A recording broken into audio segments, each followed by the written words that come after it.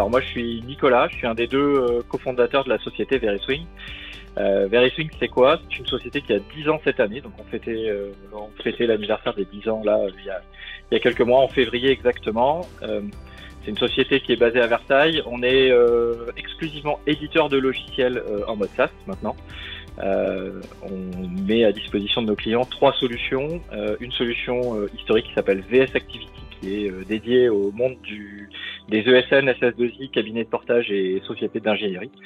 Donc ça représente la majorité de notre chiffre d'affaires aujourd'hui. Et on a lancé deux autres offres. Une offre qui s'appelle VS Portage, qui est un dérivé de VS Activity avec des modules en plus pour le portage salarial. Donc parce qu'en France, on a un gros développement de l'activité portage salarial. Donc c'est VS Activity, mais avec des modules supplémentaires pour les salariés portés et pour tout ce qui est calcul et préparation de la paye, qui est spécifique à cette activité de portage. Et récemment, on a lancé une troisième offre qui s'appelle VS Experience, qui est un SIRH. Donc cette fois, c'est le module ressources humaines de VS Activity avec des fonctionnalités en plus, parce qu'aujourd'hui on adresse des sociétés de restauration, des sociétés de gardiens de nuit, on adresse d'autres métiers que juste les sociétés de conseil et tout ce qui est prestation de services intellectuels. Avant de démarrer la relation sur les pentests avec Filiagile, on avait déjà démarré, on avait déjà fait réaliser 3 pentests au sein de VerySwing sur notre application et sur notre réseau de la plateforme SaaS. Ça nous paraissait nécessaire déjà pour avoir un œil externe. Parce que se dire que notre plateforme est sécurisée, c'est facile.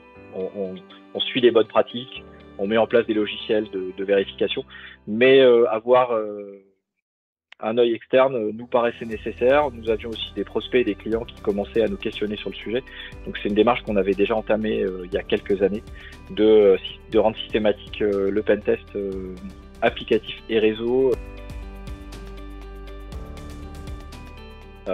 C'est surtout voir le profil de la personne qui va réaliser le pentest. C'est avant tout ça. Surtout au fil du temps, par exemple si je prends le pentest applicatif, au fil du temps ça devient de plus en plus compliqué de trouver des choses.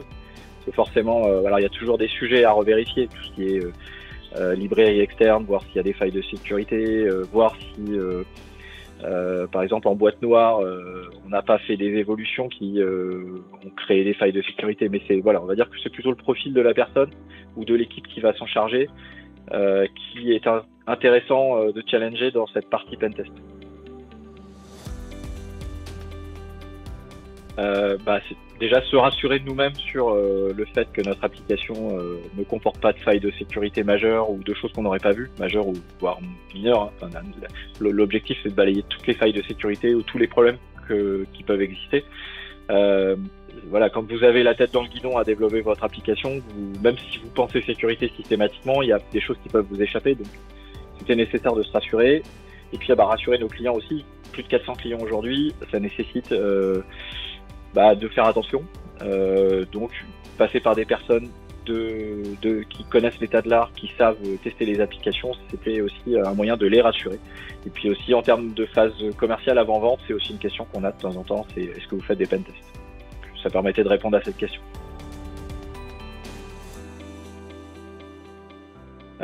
Filiagile nous a proposé un accompagnement sur un pentest applicatif, sachant que ce qui n'était pas facile, c'est que Filiagile passait après 2 cabinets différents. Donc, comme je l'ai dit, c'est pas forcément évident de trouver. Donc,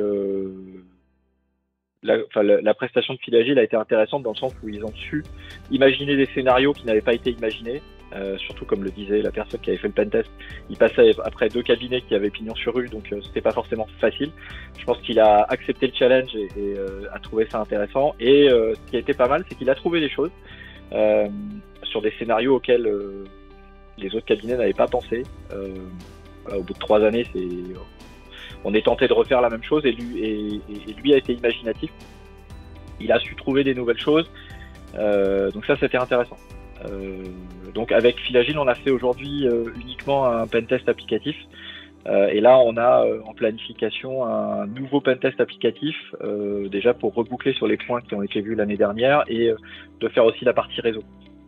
En poussant un peu plus les tests, en faisant un test réseau extérieur et également un test réseau intérieur, c'est-à-dire après être en capacité de s'intégrer, enfin de rentrer dans le réseau, voir ce qui est possible de faire. Parce qu'on a aussi beaucoup travaillé cette partie-là, de manière à ce que notre réseau, notre plateforme SaaS, même si on arrive à s'introduire dedans, elle reste quand même difficile à manipuler et difficile d'obtenir des informations.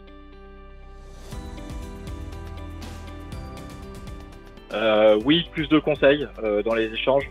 C'est-à-dire que les discussions lors de la restitution et même pendant le pentest, parce qu'on a fait des points aussi intermédiaires, on a pu échanger avec des personnes qui sont passionnées, qui sont pas avares de conseils.